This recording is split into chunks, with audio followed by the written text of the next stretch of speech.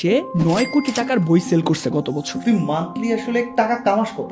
7 থেকে 8 লাখ। জমশেদ মজুমদার ভাই একটা স্ট্র্যাটেজি ফলো করছে, আপনি ওই স্ট্র্যাটেজি ফলো করে যে সব বিক্রি করে ফেলবেন ব্যাপারটা এরকম।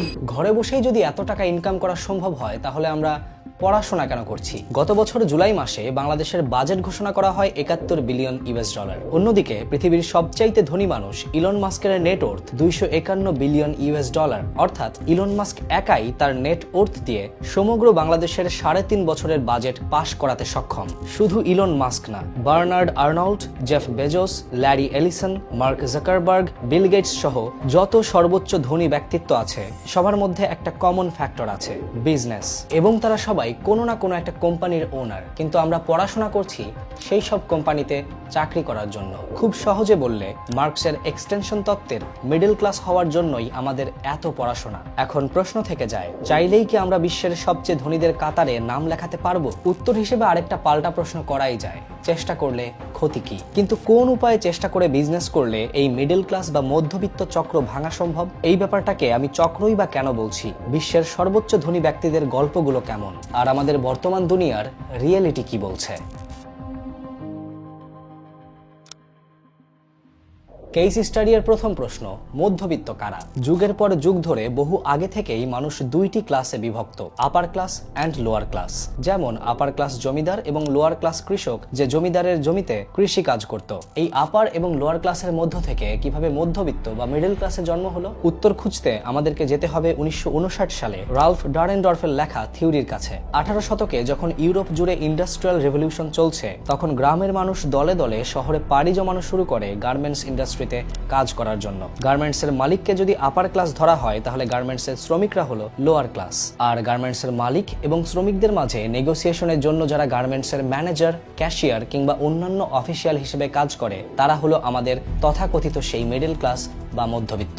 আপার ক্লাস মালিক কিংবা লোয়ার ক্লাস শ্রমিকদের কারোরই কিন্তু খুব একটা পড়াশোনা করার প্রয়োজন ছিল না, কিন্তু পড়াশোনা করে সার্টিফিকেট নিয়ে লোয়ার ক্লাস থেকে মিডল ক্লাসে উঠার একটা বড় সুযোগ ছিল। আমরা এখন যেই কাজ করছি ঠিক তেমন পড়াশোনা করছি, সার্টিফিকেট নিয়ে ইন্টারভিউ দিয়ে কোনো না কোনো কোম্পানিতে চাকরি করার জন্য বা মিডল ক্লাস হওয়ার জন্য। তার মানে ব্যাপারটা এই দাঁড়ালো, পড়াশোনার সর্বোচ্চ অর্জন মিডল ক্লাস হওয়া। এবং যুগের পর যুগ ধরে মধ্যবিত্ত হওয়ার এই স্ট্রাগল চলছেই। এখান থেকেই উৎপত্তি দ্বিতীয় প্রশ্নের, মিডল ক্লাস কি চাইলেই আপার ক্লাস হতে পারবে কিনা? উত্তর খুঁজতে খুঁজতে চলুন একটা গল্প শুনি। অ্যামাজনের প্রতিষ্ঠাতা জেফ বেজোসকে তো সবাই চেনে। জেফ ক্যারিয়ার গড়তে চেয়েছিলেন পদার্থবিদ্যা ও গণিতের উপর ভিত্তি করে। প্রিন্সটন ইউনিভার্সিটি থেকে পড়াশোনা শেষ করে তিনি ওয়াল স্ট্রিট ইনভেস্টমেন্ট ব্যাংকে চাকরি নেন। খুব অল্প দিনেই প্রমোশন পেয়ে হয়ে যান কোম্পানির সিনিয়র ভাইস প্রেসিডেন্ট। কিন্তু জেফ বুঝতে পারেন মাস শেষে মোটা অঙ্কের স্যালারি পেলেও তিনি স্টিল একজন মিডল ক্লাস মানুষ। আপার ক্লাসে ওঠার স্বপ্ন দেখে তিনি এত ভালো একটা চাকরি ছেড়ে দেন,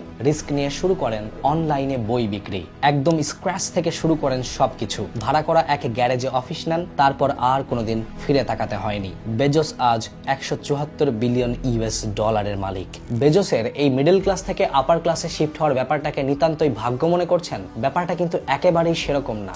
জেফ খুব স্ট্র্যাটেজিক একজন মানুষ। তিনি 1994 সালে যখন ক্যাডাব্রা ইঙ্ক প্রতিষ্ঠা করেন, তখন তিনি দেখেন প্রতিদিন 2300% করে ইন্টারনেট ইউজার বাড়ছে। সুতরাং এখনই প্রকৃত সময় অনলাইন ব্যবসা শুরু করার। জেফের আরেকটা বড় স্ট্র্যাটেজি কোম্পানির নামকরণ, অ্যামাজন। প্রথম লেটার এ, ইংরেজি বর্ণের প্রথম লেটার এই এ লিখে অনলাইনে কেউ সার্চ করলেই তার ওয়েবসাইটটি আগে আসার চান্স অনেক। জেফের এই গল্প থেকে একটা বিষয় খুবই ক্লিয়ার, স্ট্র্যাটেজি দিয়ে ভাগ্য পরিবর্তন করা সম্ভব। এবং খুব ইন্টারেস্টিং একটা ফ্যাক্ট, বিশ্বের সব বড় বড় ধনীরা সবাই বিজনেস করছে আইটি সেক্টর নিয়ে। ইলন মাস্ক টুইটার বা X, Jeff Bezos Amazon, Mark Zuckerberg Facebook, Bill Gates Microsoft কিংবা Larry Page Google. Case study করতে করতে আমি শাহরোজ ভাইয়ের সাথে কথা বলার প্রয়োজন বোধ করলাম। ভাবলাম বর্তমান সময়ের সফল আইটি সেক্টর বিজনেসম্যানদের কাছ থেকেই শুনি তাদের স্ট্র্যাটেজি কি। তিনি আমাকে বললেন, বর্তমান দুনিয়ায় বিজনেস মানে স্ট্র্যাটেজি আর রিস্ক টেকিং মেন্টালিটি।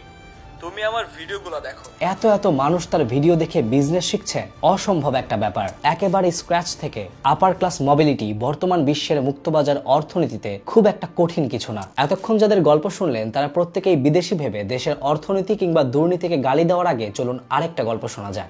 মাত্র 16 টাকা পকেটে নিয়ে রেল স্টেশনে ফেরি করে চানাচুর বিক্রি করা আকিজ সাহেব যদি বাংলাদেশের 29টি শিল্প কারখানার মালিক হতে পারেন, তাহলে আমি বা আপনি কেন পারবো না? শুধু পড়াশোনা করলে আজীবন মিডল ক্লাস ক্লাসেই থাকতে হবে, অনেকে সেই ব্যাপারটা নিয়েই সন্তুষ্ট এবং আমার এ ব্যাপারে কোনো সমস্যাই নেই। কিন্তু প্রশ্ন থেকে যায়, চেষ্টা করলে ক্ষতি কি?